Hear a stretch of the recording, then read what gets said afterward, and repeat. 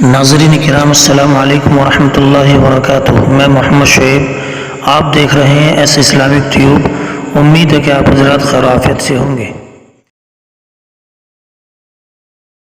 مدارس اسلامیہ کے سروے کا فیصلہ تشویشناک، مفتی ابوالقاسم نعمانی۔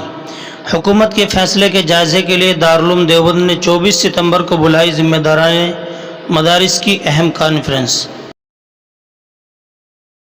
یو پی کی یوگی حکومت کے ذریعے مدارس اسلامیہ کا سروے کیے جانے کے فیصلے پر پہلی مرتبہ اپنے رد عمل کا اظہار کرتے ہوئے ممتاز دینی درسگاہ دارالعلوم دیوبند کے محتمم مولانا مفتی ابوالقاسم نعمانی نے کہا کہ اتر پردیش میں مدارس کا سروے کرائے جانے کا مسئلہ باعث تشویش ہے اور اس فیصلے کا جائزہ لینے اور آئندہ کا لائحہ عمل بنانے کے لیے دارالعلوم دیوبند نے ذمہ داران مدارس کی اہم میٹنگ کے انعقاد کا فیصلہ کیا ہے۔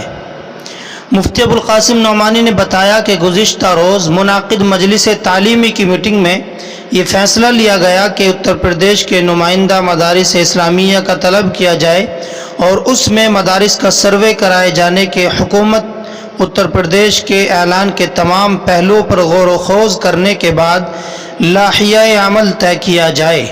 مفتی ابوالقاسم نعمانی نے کہا کہ اس نمائندہ اجلاس کے لیے 24 ستمبر کی تاریخ مقرر کی گئی ہے۔ ایک اندازے کے مطابق اس نمائندہ اجلاس میں اتر پردیش کے سینکڑوں مدارس کے ذمہ داران کی شرکت متوقع ہے۔ اس وقت تک حکومت کے اس فیصلے کی تصویر بھی واضح ہو جائے گی۔ مدارس اسلامیہ کے اس نمائندہ اجلاس میں اتفاق رائے سے جو فیصلہ لیا جائے گا، دارالعلوم دیوبند کا موقف بھی وہی ہوگا۔ انہوں نے کہا کہ ہم حالات پر نظر رکھے ہوئے ہیں اور اس سلسلے میں کوئی نہ کوئی مثبت فیصلہ لیا جائے گا۔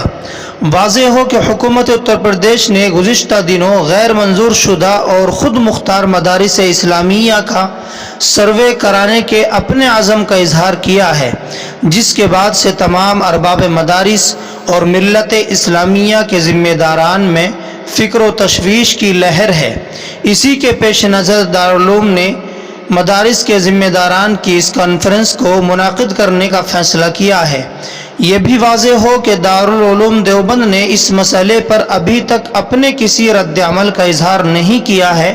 اب دارالعلوم دیوبند کی جانب سے اس نہایت اہم کانفرنس کے انعقاد کا فیصلہ کیا گیا، جس پر ارباب مدارس اور ملت اسلامیہ کی نظر ہوگی اور انہیں اس اہم کانفرنس کے بعد نیا رخ ملے گا۔